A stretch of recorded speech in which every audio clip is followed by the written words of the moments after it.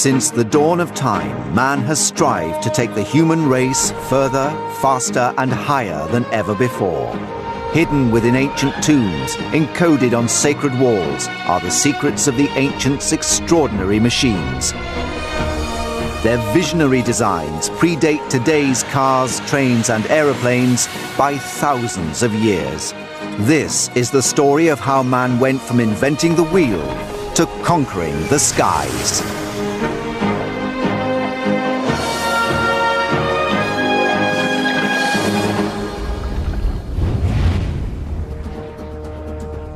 Among the debris left behind by the great civilizations of the past are clues that tell us how the foundations of modern-day transport were laid down thousands of years ago. In South America, explorers have discovered this beautiful model of a strange insect. Does it prove that the ancients understood the physics of modern aerodynamics? In China, ancient rocketry inspired man's quest for the stars. But did the first rocket machines really work? Were the first rocket-powered aircraft actually built more than 500 years ago? In Britain, a model maker is planning to test drive a gunpowder-fueled rocket vehicle, once used as a lethal weapon. Did modern dragsters first begin with this 600-year-old bullet car? And in the archives of the Cairo Museum, this mysterious model has been forgotten for 70 years. Now it's being re-examined by 21st century science. Will our groundbreaking investigation unveil that the Egyptians actually understood how to fly 2 millennia before the first flight? These discoveries all lead to the question, were ancient versions of cars and planes far more advanced than we originally thought? The quest for automatic transport is not a modern-day notion. It was very much on the minds of the ancients. 2,500 years ago, ancient Greece was at the zenith of its powers. Greek ideas, goods, language and culture dominated the Eastern Mediterranean. At the heart of its infrastructure lay a seemingly intractable problem. How could people avoid the need to travel hundreds of miles by sea to get to a place just 4 miles away by land?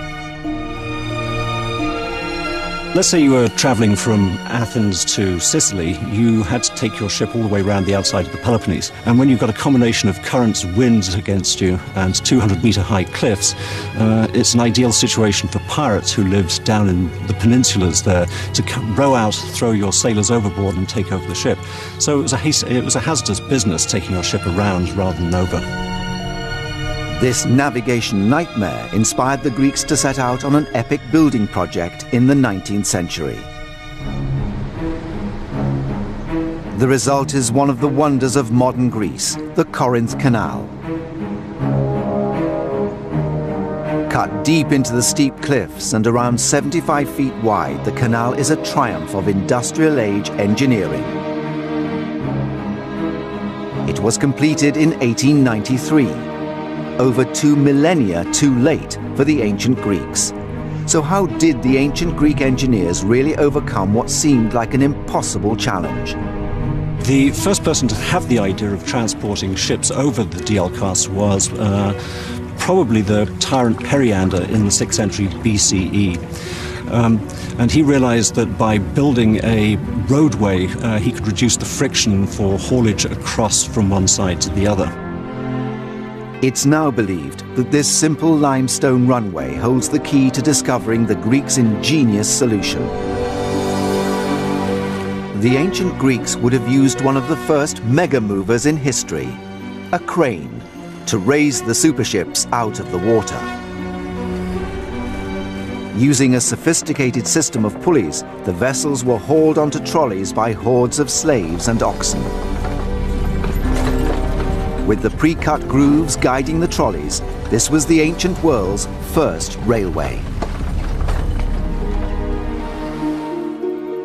I'm not talking about a truck that is only 2 axles with a total of 4 wheels, but I imagine something with multiple axles, with multiple wheels.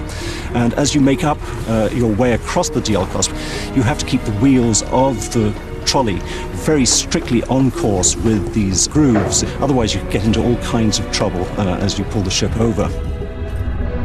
For over 1,300 years, the Diolkos Railway powered the trading empire of the central Mediterranean. Yet it remains one of history's great lost opportunities. In the 1st century, the brilliant inventor Heron of Alexandria developed the world's first steam ball. Had he made the small leap to mastering pistons, we would have had, perhaps, the world's first ever automated railway system. None of these innovations would have been possible without the invention of a single, simple concept: the wheel. In its 5,000-year history, the wheel has completely transformed how we travel. How did we get from this simple circle to today's monster vehicles? The answer begins with the greatest road builders and chariot makers, the Romans. They built an astonishing network of roads with staggering precision, but we're only just discovering how advanced their vehicles really were. This vehicle is called Carruca Dormitoria. In the center of this word, you already find the modern word car, which shows us the importance of the Roman technology and development. This ancient vehicle mirrors the design of the first modern-day cars, built more than 2 millennia later. The wheelbase can be reconstructed by tracks found in Roman roads, so we have an idea how broad those cars were in Roman times. 2,000 years ago, Roman cars faced tough terrain that could ruin any wooden vehicle. How did their transport survive such a battle? The answer is an early version of an essential component of today's vehicles, the suspension system. Like a modern car, this ancient vehicle has got a suspension system. The whole coach box is swinging on these leather straps, and on one hand are suspended by those metal rings, on the other hand by this decorative and also functional element, which depicts the goddess Victoria. This technology changed the car from a method of transport to an integral part of Roman life. We're only just beginning to fully understand how much car culture was a part of the ancients' life. Here in the Evros region of northern Greece, archaeologists have uncovered a treasure trove of ancient artifacts. Professor Triantafylos is leading an investigation to discover the secrets that lie locked within this Roman burial ground. Secrets of the ancient chariot makers. Looking at the wheels of the chariots unearthed at the burial ground, we can conclude that their shape suggests a fairly advanced development. This design survived right up to the 1960s in the region's villages.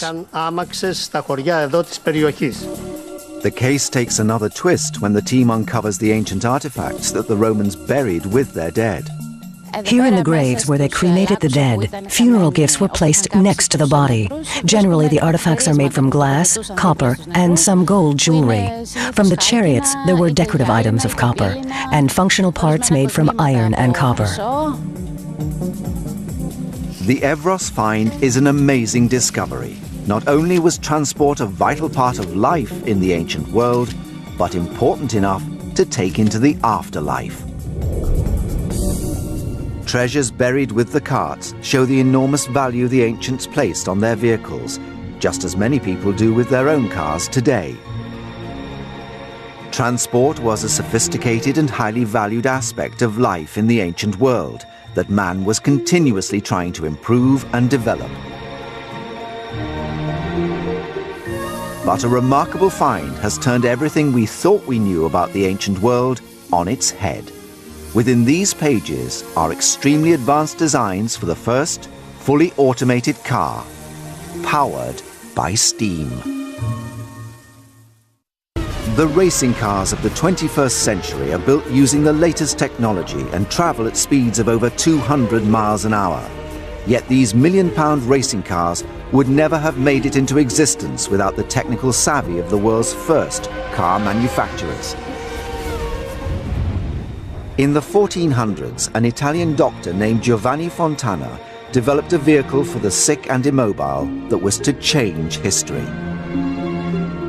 He did compile a manuscript which is called De Rebus Bellicis, while he was a doctor, in which he describes a strange vehicle whereby an invalid could actually move himself forward, a bit like a modern wheelchair.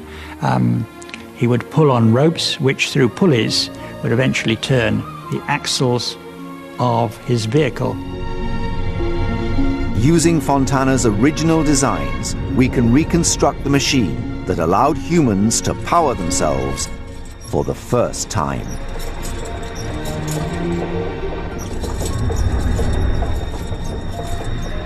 Well, basically the man hauls on the rope through pulleys, and these would turn the wheels. So you are really hauling yourself along, but getting a lot of advantage by using block and tackle rather than just pulling yourself. Giovanni's visionary design saw an interconnecting series of gears powered by a person pulling on a rope. Part bicycle, part car, part sedan chair, this astonishing contraption signaled the dawn of a new era in which man moved using a machine.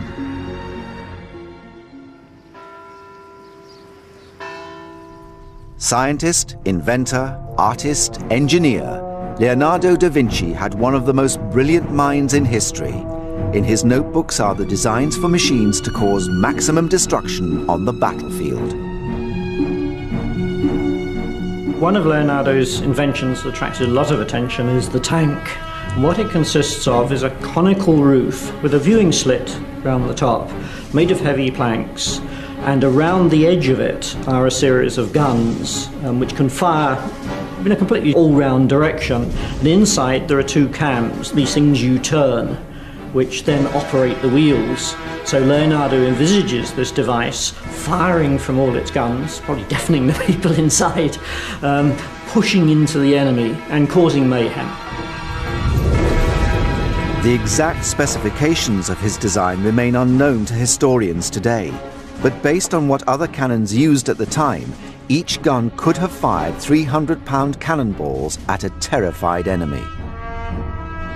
Although there's no evidence that his blueprints left the drawing board, Leonardo created this extraordinary design 400 years before tanks were first seen on the battlefields of the First World War. Another of Leonardo's remarkable designs is a fully automated, spring-driven car. Leonardo is looking to see how a wheeled vehicle can entirely within itself have motive power and travel. There's this famous design for a spring-driven car. Leonardo's pioneering blueprint for a modern car combined early robotics with advanced mechanics. 5 centuries after he designed it, modern engineers have reconstructed how it would have worked. And Leonardo is looking towards this design of tense springs, which he then has to regulate to make sure they don't expend their power too quickly or unevenly. So it is self-contained. You could put that machine down much as you could put a car down with, say, the accelerator pressed down and it would go. Leonardo's car was driven forward by a series of springs that stored up energy, then transmitted it to each wheel through a complex system of gears connected to a regulator that allowed the car to move forward at a constant speed, rather than quickly at the start and slower as the spring wound down. In the same way that today's cars are fueled by petrol, Leonardo's automobile was fueled by the power of a heavy-duty spring. By using clockwork technology, Leonardo da Vinci had designed history's first self-propelled car. It is a finite travel because a spring, however well you regulate it, will ultimately run down, but I suppose a petrol engine, if you don't fill it up, also runs down. If we look at what Leonardo's doing, even though he's a man of his time, he is thinking of complicated automated machines which only come about in the Industrial Revolution. Leonardo's design pushed the boundaries of transport technology, laying the foundations for today's cars and trains. The next chapter in the incredible story of the car stars an extraordinary man in extraordinary circumstances. In a remote corner of China, a Belgian priest named Ferdinand Verbies was fleeing religious persecution at the hands of the emperor. But out of adversity was to come genius. Buried in ancient texts are his blueprints for the world's first fully automated steam-powered car. Verbise's pioneering design used a cauldron of boiling water fueled by a hot furnace. Up till then, really, horsepower and manpower was pretty much all that was available. So it was a kind of holy grail in the sense to have a self-propelled vehicle. Recognizing the brilliance of Verbise's invention, the emperor spared him.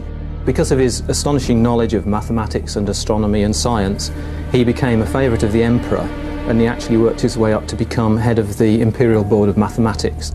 His simple invention founded the technology that would one day power the ships, trains and cars of the modern world. Model maker Richard Windley is going to put Verbise's steam car to the test for the first time in history. The boiler contains water which is raised to boiling point by a fire underneath. As the pressure rises, the steam issues in quite a high velocity jet from the nozzle, and this drives the fan-shaped rotor.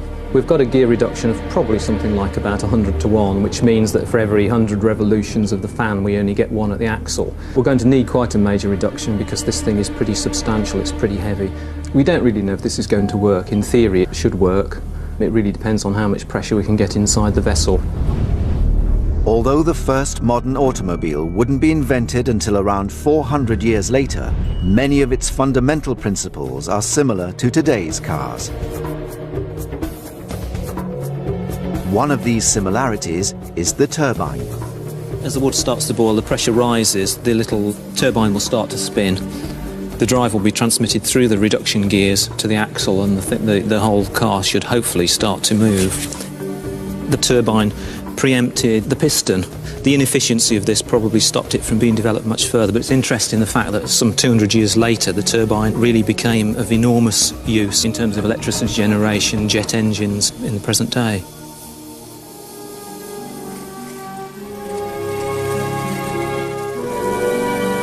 The cars, trains and ships of the Industrial Revolution all stem from a turbocharged kettle on wheels.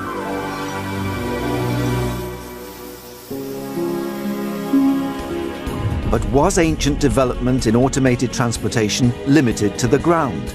A new look at the ancient texts has revealed an intriguing clue to the ancients' mastery of air power. Is it conceivable that they actually took to the skies with rocket-powered aircraft?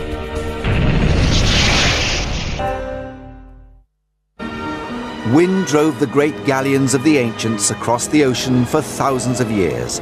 As man watched its irresistible force, he envisaged a remarkable new machine, the wind car. People saying, well, how fast a boat can go when the wind is behind in the sail, you could well think, well, surely it can drive 4 little wheels and we can move along the ground. Building upon the magnificent designs of ancient Chinese visionaries, Dutch inventor Simon Stevin devised a mechanical chariot powered by the wind. According to legend, it moved like a hurricane. Stevin's wind-powered car was a boat on wheels. Well, some say it went at 30 or 40 miles an hour, which is not impossible. I mean, it had to have a very level ground to go along. Unreliable winds and poor road conditions meant Stevin's ideas only survive today in extreme land yachting. Instead of wind and water, man turned to an even more potent and explosive source of power, rocket-generated firepower. In the 10th century, a single invention forever changed the battlefield: gunpowder. But this volatile mix of chemicals also changed how we travel. From gunpowder came rocket technology. Ancient texts record how a Chinese official known as Wan Hu carried out a dangerous experiment using a rocket-powered engine. Rockets work by a controlled explosion or burn, pushing a force out of the back of the machine. This produces an equal force forward that propels the device. Dreaming of a journey to the stars, Wan Hu attached 47 gunpowder rockets to a wooden chair, each one lit by a servant. According to the story, he was blasted out of existence. This fantastic tale has left a baffling mystery. Could Wan Hoo really have mastered rocket technology over 500 years before NASA's first manned flight? Model maker Ben Jarvis is to reconstruct Wan Hoo's incredible design using bamboo, string, gunpowder, and a little guesswork. Bamboo is a very, very strong material. You can actually put a reasonable amount of pressure inside it without it bursting, much the same as carbon fibre tubes are used today in modern rockets. This is a tiny barometric altimeter. This simply measures air pressure, so we're actually going to put it on the chair, and this will be able to determine exactly how high it's gone, plus or minus a few feet.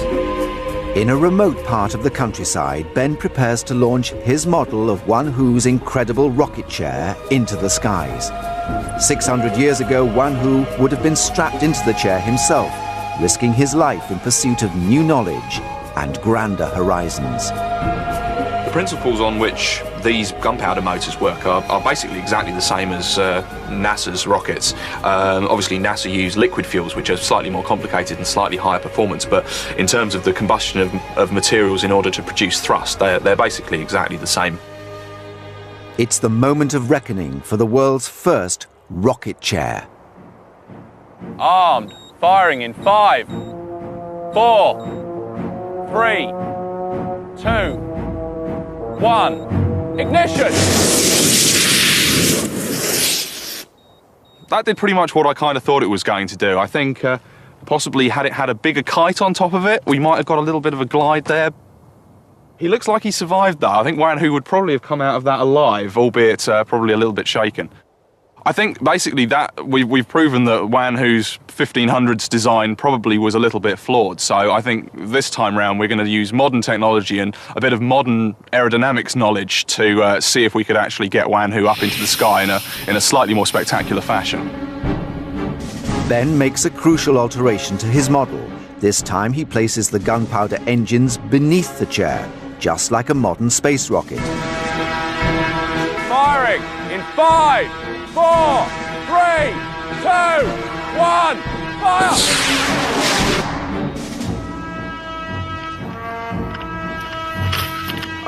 Just listening to the beeps coming out of the altimeter, it's saying that it's actually reached about 250 feet in altitude.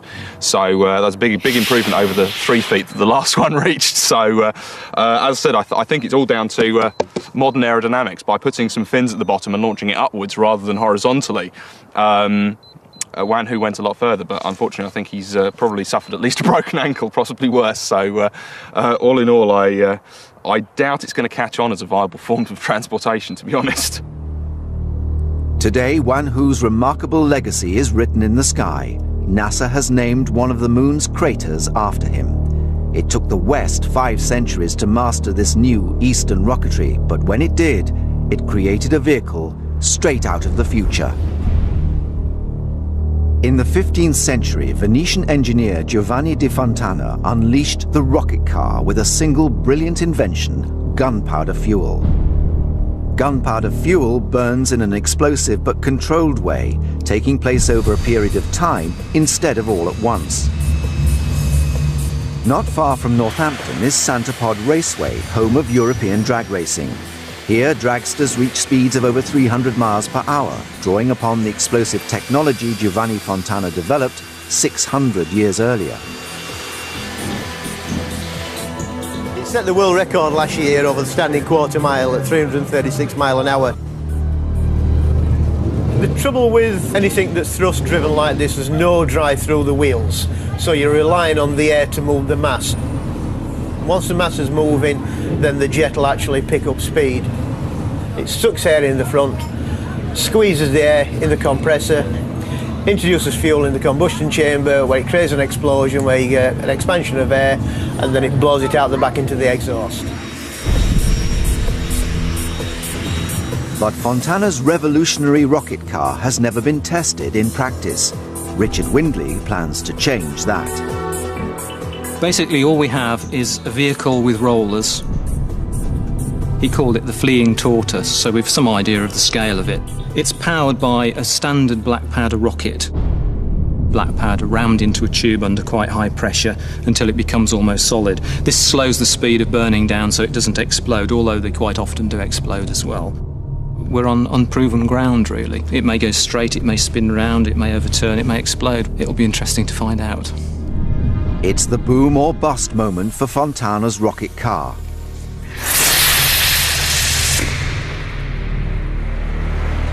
Against the odds, the volatile fuel fires the engine and the vehicle reaches speeds of 40 miles an hour.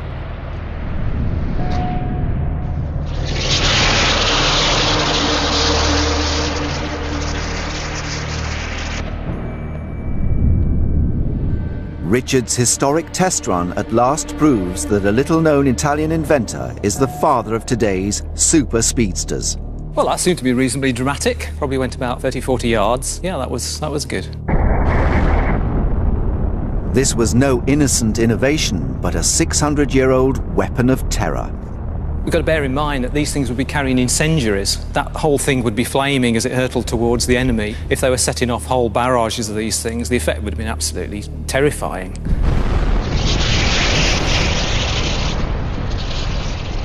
For thousands of years, man dreamed of one day making the ultimate journey, flight, the journey to the heavens. Early pioneers from China and Renaissance Europe developed extraordinary flying machines, but according to history, flight itself remained only a distant fantasy until the Wright brothers in 1903. Now, new evidence threatens to rewrite the story of how we learned to fly. All across South America, from the desert plains of Peru to the jungle kingdoms of the Amazon, the indigenous people have depicted nature for centuries. We've discovered the secrets of their culture through murals, pottery, and artifacts. In 1965, deep in the dense Colombian rainforest, a team of explorers made an intriguing discovery. Almost 1,000 years ago, an ancient people known as the Cumbayan forged these beautiful brooches from gold and copper alloy.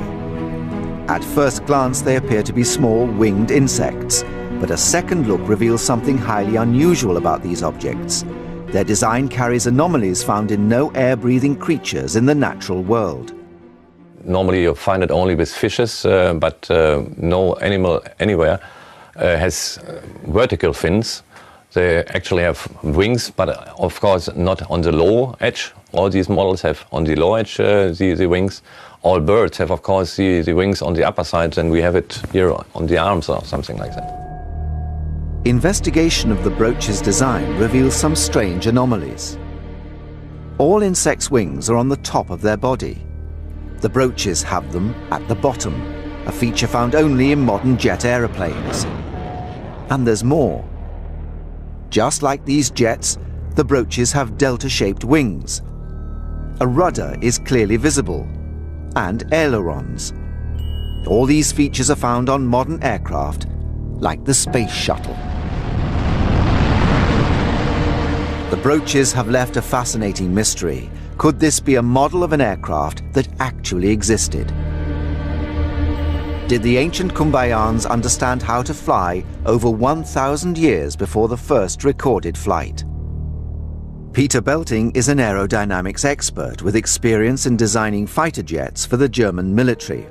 For over a decade, he's been fascinated by the enigmas surrounding the Cumbayans' golden insects.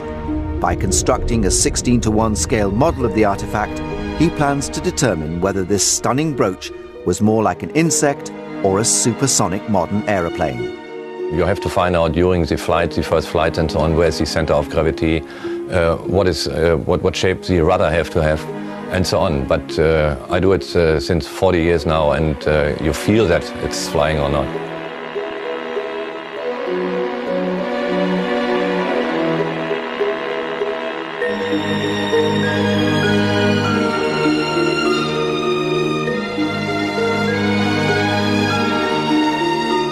The results are stunning.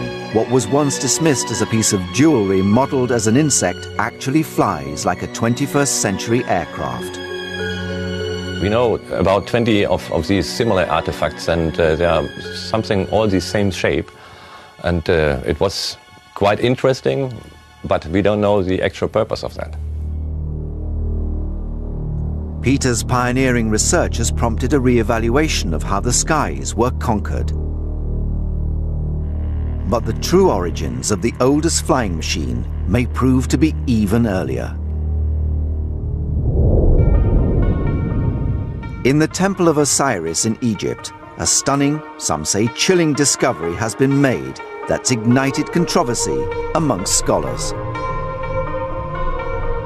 Inside the temple, the walls are encoded with hieroglyphics over 2,000 years old. Cut with incredible precision into the ancient rock, these images record the secrets of how generations of pharaohs lived and died.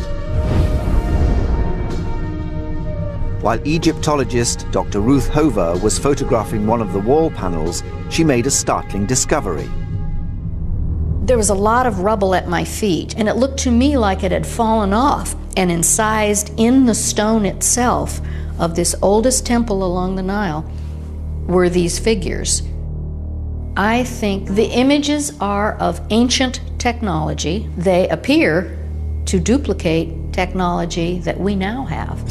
At the bottom appears to be a depiction of an aircraft with a clearly defined rudder. At the top is a shape that resembles a helicopter. To the right of this is a streamlined water vessel, below which is what appears to be a submarine. These simple images have ignited a fierce debate amongst Egyptologists and researchers, a debate that challenges all that we thought we knew about the ancient Egyptians. There is something unexplainable and mysterious in this place. Some of the theories say that people came from space to teach the ancient Egyptians. Especially, they say these shapes look like a helicopter.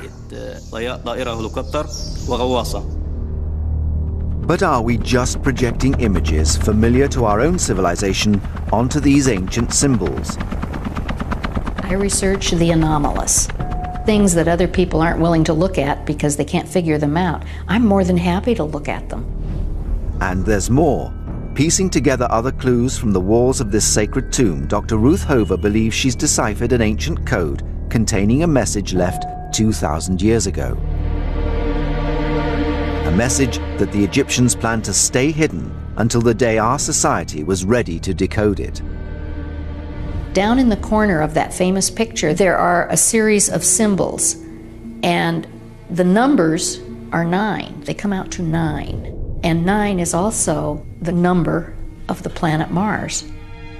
Did we come from Mars, or was Mars a stopping place, or was this a symbol that we were just arriving at the ability to get to Mars?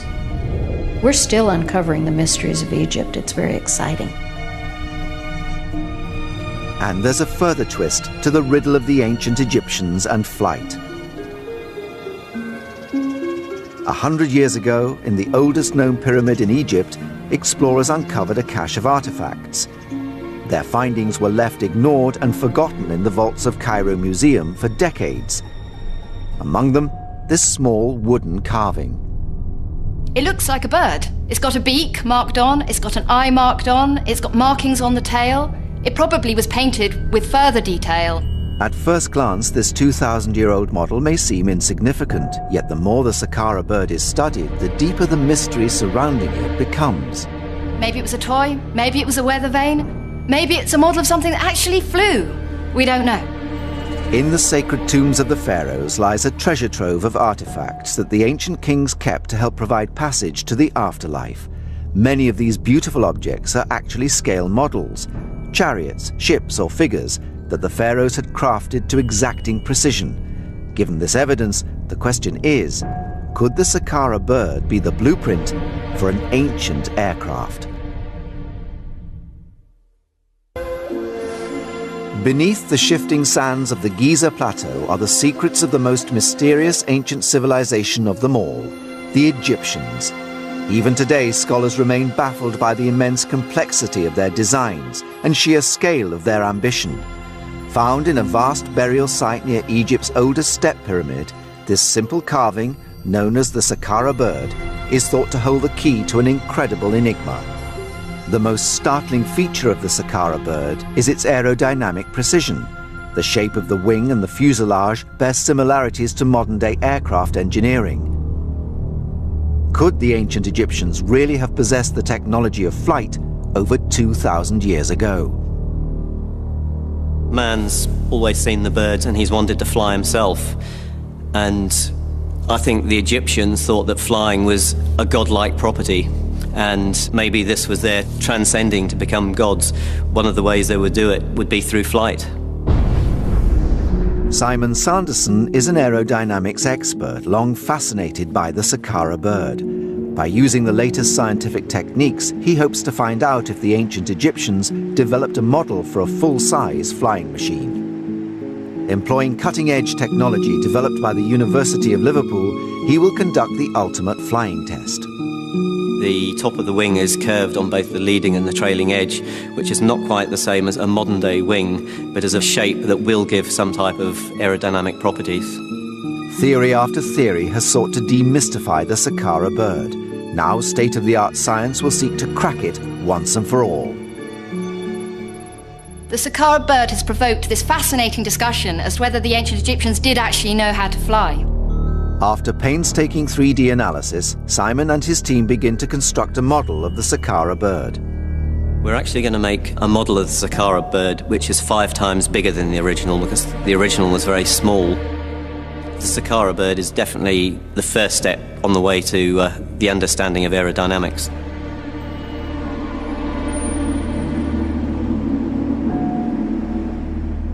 Here in Manchester, at one of the world's leading aeronautics research institutes, Simon prepares to subject the model to a series of scientific tests. This groundbreaking analysis will at last reveal the secrets of the Saqqara bird's aerodynamics. Using this high-tech wind tunnel, the team builds a complete picture of how the ancient wooden carving would have reacted had it ever flown. By introducing smoke into the tunnel, the team can see clearly whether the model has the aerodynamic properties of flight. Over 20 miles an hour. We're running the glider at a constant speed, slowly increasing the angle of attack and then measuring the forces which it's producing. That way we can learn about its flight characteristics. The results are promising. At 10 degrees we're producing about a couple of newtons of lift. Oh, 10 degrees, it's 4.5 newtons of lift. So we're actually producing 4 times the glider's own weight in lift. Yeah. So it actually would be flying now. Yeah. That's good. We're getting close to going and building a flyable Egyptian glider. Simon's findings suggest that over 2,000 years ago, the Saqqara bird may have soared high above the Egyptian desert. Yet there remains one potentially fatal flaw: stability. The question that still stands to be learned is what the stability of the Saqqara bird will be like. To crack this new challenge, Simon takes the model to the University of Liverpool, where it must face the same trials as a modern fighter jet. Using data obtained from the wind tunnel experiments, the ancient Saqqara bird is to undergo the most rigorous scientific analysis that 21st century technology can deliver. If the model fails the test, the theory that the ancient Egyptians conquered flight will collapse. Ready to go? Yep, ready for the test. Champion glider pilot Simon Sanderson's skills will be pushed to the limit as he tries to negotiate a virtual 3D landscape modelled on the ancient Giza plateau. Almost as soon as the flight begins, the model spirals violently out of control. Simon is left powerless as the Saqqara bird swings wildly and plummets like a stone. Completely loses it straight away. The simulator shows the Saqqara bird to be terminally unstable. It's collision with the pyramid, so I'm going to take control. I have. Because we haven't got a tailplane on this glider, we have no pitch control. It dives down, rolls over, and then just spirals into the ground. This fundamental flaw leaves the theory that the Saqqara bird flew hanging in the balance. When an aircraft is flying along, if it's disturbed by the wind or if you're controlling it in any way, you need the tail to keep it on the straight and level. I mean, if you pitch up and there's nothing to stop you or bring you back down, you're just going to keep going up and up and up and stall. Without a tailplane, it makes it very, very difficult for aircraft to fly. But what if the Saqqara bird did in fact once have a tailplane? At the rear of the carving, a segment has broken away at precisely the point where a tailplane would have been fitted. Back at the wind tunnel, Simon and his engineers make the crucial adjustments to the model. With the tailplane added, the revamped Saqqara bird produces a completely new set of aerodynamic data. No one knows if the modifications will be enough to save the Saqqara bird from once again coming crashing down to Earth. Feeding this new data into the flight simulator, Simon will carry out the final test flight of the Saqqara bird. These last few minutes will determine whether his mission ends in success or failure.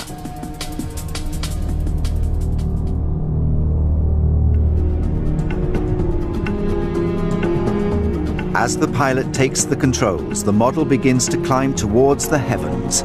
The Saqqara bird glides effortlessly high above the Egyptian plateau, riding the airstream like an eagle. Over 2,000 years after the ancient Egyptians carved this mysterious bird, modern technology has proved beyond doubt that it could have flown.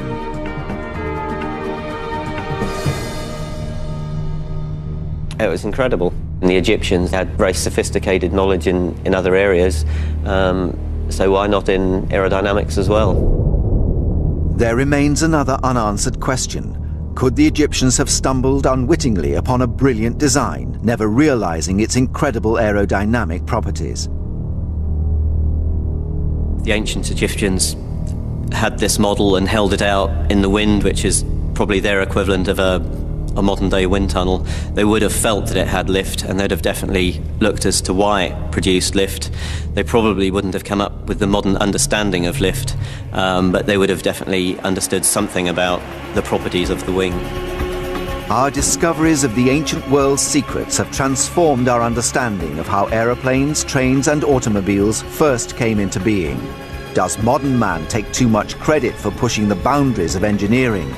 Are we merely reinventing the work of the ancients? If we are just at the tip of the iceberg of how the ancient world really worked, what new inventions remain hidden, ready to rewrite their history? Sicily, you had to take your ship all the way around the outside of the Peloponnese. And when you've got a combination of currents, winds against you, and 200-meter high cliffs, it's an ideal situation for pirates who lived down in the peninsulas there to row out, throw your sailors overboard and take over the ship. So it was a hazardous business taking your ship around rather than over. This navigation nightmare inspired the Greeks to set out on an epic building project in the 19th century. The result is one of the wonders of modern Greece, the Corinth Canal. Cut deep into the steep cliffs and around 75 feet wide, the canal is a triumph of industrial-age engineering. It was completed in 1893, over 2 millennia too late for the ancient Greeks. So how did the ancient Greek engineers really overcome what seemed like an impossible challenge? The first person to have the idea of transporting ships over the Diolkos was probably the tyrant Periander in the 6th century BCE. And he realized that by building a roadway, he could reduce the friction for haulage across from one side to the other. Itten, a model maker, is planning to test drive a gunpowder-fueled rocket vehicle, once used as a lethal weapon. Did modern dragsters first begin with this 600-year-old bullet car? And in the archives of the Cairo Museum, this mysterious model has been forgotten for 70 years. Now it's being re-examined by 21st century science. Will our groundbreaking investigation unveil that the Egyptians actually understood how to fly 2 millennia before the first flight? These discoveries all lead to the question, were ancient versions of cars and planes far more advanced than we originally thought? The quest for automatic transport is not a modern-day notion. It was very much on the minds of the ancients. 2,500 years ago, ancient Greece was at the zenith of its powers. Greek ideas, goods, language and culture dominated the Eastern Mediterranean. At the heart of its infrastructure lay a seemingly intractable problem. How could people avoid the need to travel hundreds of miles by sea to get to a place just 4 miles away by land? Let's say you were traveling from Athens to... It's now believed that this simple limestone runway holds the key to discovering the Greeks' ingenious solution. The ancient Greeks would have used one of the first mega movers in history, a crane, to raise the superships out of the water. Using a sophisticated system of pulleys, the vessels were hauled onto trolleys by hordes of slaves and oxen. With the pre-cut grooves guiding the trolleys, this was the ancient world's first railway. I'm not talking about a truck that is only 2 axles with a total of 4 wheels, but I imagine something with multiple axles, with multiple wheels. And as you make up your way across the Diolkos, you have to keep the wheels of the trolley very strictly on course with these grooves. Otherwise you get into all kinds of trouble as you pull the ship over. For over 1,300 years, the Diolkos Railway powered the trading empire of the central Mediterranean. Yet it remains one of history's great lost opportunities. In the 1st century, the brilliant inventor Heron of Alexandria developed the world's first steam ball. Had he made the small leap to mastering pistons, we would have had, perhaps, the world's first ever automated railway system. None of these innovations would have been possible without the invention of a single, simple concept: the wheel. In its 5,000-year history, the wheel has completely transformed how we travel. How did we get from this simple circle to today's monster vehicles? The answer begins with the greatest road builders and chariot makers, the Romans. They built an astonishing network of roads with staggering precision, but we're only just discovering how advanced their vehicles really were. This vehicle is called Carruca Dormitoria. In the center of this word, you already find the modern word car, which shows us the importance of the Roman technology and development. This ancient vehicle mirrors the design of the first modern-day cars, built more than 2 millennia later. The wheelbase can be reconstructed by tracks found in Roman roads, so we have an idea how broad those cars were in Roman times. 2,000 years ago, Since the dawn of time, man has strived to take the human race further, faster, and higher than ever before. Hidden within ancient tombs, encoded on sacred walls, are the secrets of the ancients' extraordinary machines.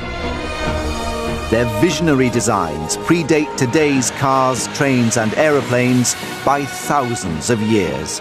This is the story of how man went from inventing the wheel to conquering the skies.